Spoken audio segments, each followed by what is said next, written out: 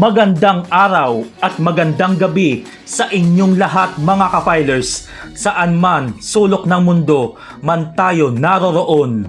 Sa bidyong ito, tayo'y maglalakbay sa dalawang bansa na kung saan ay nagbakasyon kami ng 2 linggo at ngayong taong 2024, heto ang una naming gala at talagang abroad agad tayo.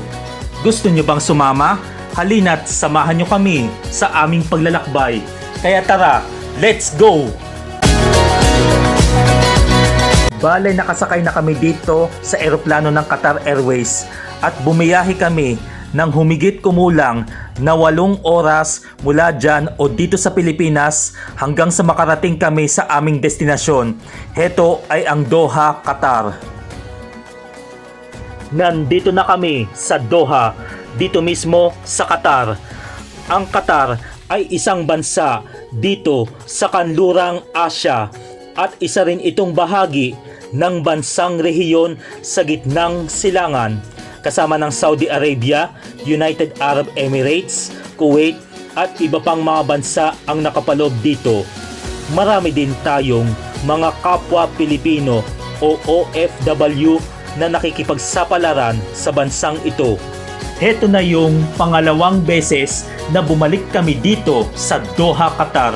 Yung unang punta namin dito ay noong April 2017 pa, which is 7 years ago na.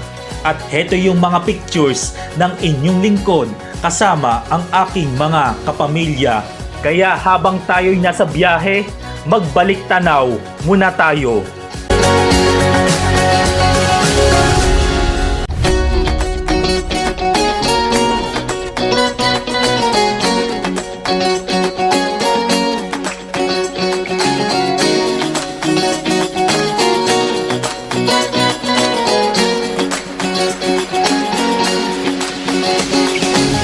Ayan, heto na yung mga napuntahan naming mga popular tourist destination dito sa Doha noon. At heto yung mga panahon na may buhok pa ako at hindi pa kalbo. Memories bring back talaga. Nandito na kami sa Al Wakra, ang isa sa mga lungsod dito sa Qatar. Bale 15 minutes lamang ang travel time nito mula sa Doha Airport. Nakarating na kami dito ng bandang 3:00 ng hapon. Malalawak ang kalsada dito, parang expressway. Saka walang ka-traffic ang mga sasakyan na dumadaan dito.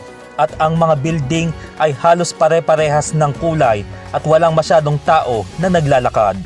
At heto ang tinuluyan naming building, along the highway lang ito. Katapat lang namin ang Time Raco Hotel. Dito muna kami hanggang sa aming flight schedule papunta sa bansang Armenia. Makalipas ang 5 araw na pamamalagi sa Al Wakra o sa Hamad Accommodation, nagbiyahe na kami ng madaling araw patungo sa aming susunod na destinasyon, ang Yerevan sa bansang Armenia, na tinatayang nasa 3 oras lang ang biyahe nito mula sa Doha, Qatar. Sabi nila, walang direct flight mula sa bayang ating sinilangan na Pilipinas hanggang sa makarating tayo dito sa Yerevan sa bansang Armenia. Nandito na kami sa Yerevan, dito mismo sa bansang Armenia. At heto ang aming tinutuluyan dito. Mala tenement condo style ang itsura ng building na ito. Para ka pa rin nasa Pilipinas, pero dito lamang yan matatagpuan sa Tumanian Street. First time namin dito at pagdating namin ay sinalubong na kami ng napakalamig na panahon dahil ngayong buwan ng January ay winter season dito. At sa tuwing kami ay lalabas ay talagang nakasweater o jacket kami dito. Grabe, grabe! Malapit na kaming lumabas sa kalsada. At dahil unang araw namin dito ay walking tour muna kami at bahala na kami kung saan kami makarating ngayon, hehe.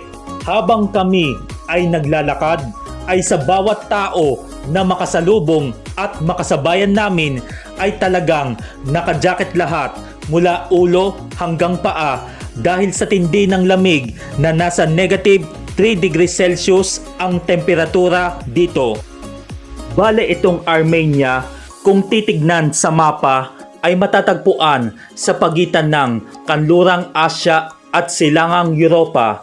Ito ay nasa bahagi ng Caucasus region at kalapit nito ang mga bansang Turkey sa kanluran, Georgia sa hilaga, Azerbaijan sa silangan at Iran sa timog.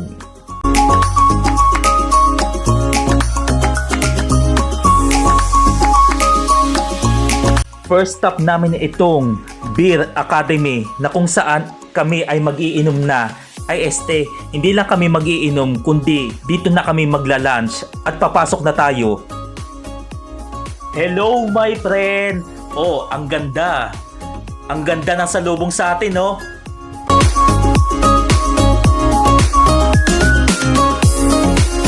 Heto na ang mga in-order naming pagkain. Unique ang mga dishes dito. Hindi lang ito basta tanghalian, kundi pwede na itong pang-pulutan.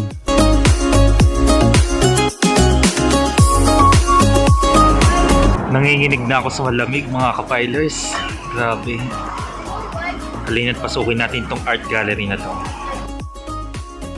Nandito na ako sa loob.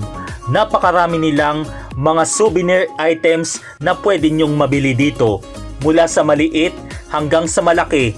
At pwede rin kayong bumili ng mga pangregalo, pasalubong at mga pang-dekorasyon nyo sa inyong tahanan. May water fountain dito sa may plaza. Hindi pa nga lang bukas ang tubig or nag-ooperate. At ang gaganda ng mga establishment dito. Unique ang mga design at tumambay muna kami dito pansamantala. Inabot na kami ng gabi dito at ang gaganda ng mga pailaw dahil ngayong January 6 ay eksaktong pagdiriwang dito ng Pasko. Kung dyan sa atin sa Pilipinas, maging sa ibang bahagi ng mundo ay nagdiriwang tayo ng Pasko tuwing December 25, dito naman sa Armenia ay tuwing January 6. Ang dahilan kung bakit magkaiba ang petsa nito ay hanggang sa ika-4 na siglo noon, ang pagsilang ni Kristo ay ipinagdiriwang sa lahat ng mga simbahang Kristiyano tuwing January 6 at ayon ito sa Eastern Orthodox. Bukod pa rito, ito'y nauugnay sa Epiphany o ang pista ng mga tatlong haring mago. Ang ganda dito sa Republic Square at ang daming taong namamasyal. Amazing ang mga Christmas lights sa paligid. Kaya kumukuti-kutitap, bumubusi-busilak, ganyan ang indak ng mga bumbilya. Ay, napakanta tuloy ako.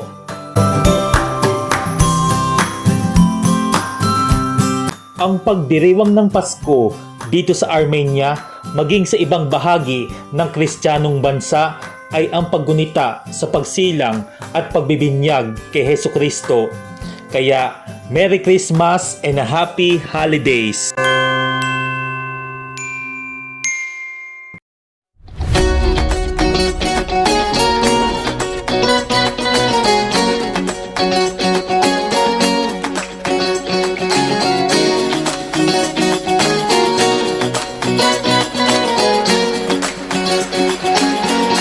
Today is January 7 at second day na namin dito.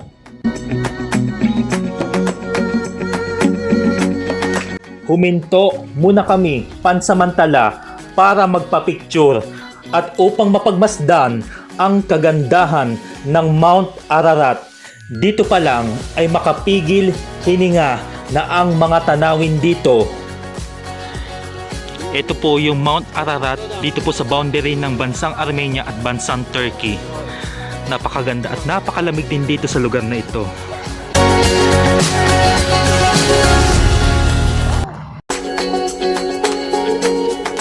Ang pagpapatuloy sa ikalawang bahagi ng aking travel docu-vlog, ang mga natatangi pang mga tourist destinations dito sa Armenia at ang mga naging ambag sa kasaysayan nito.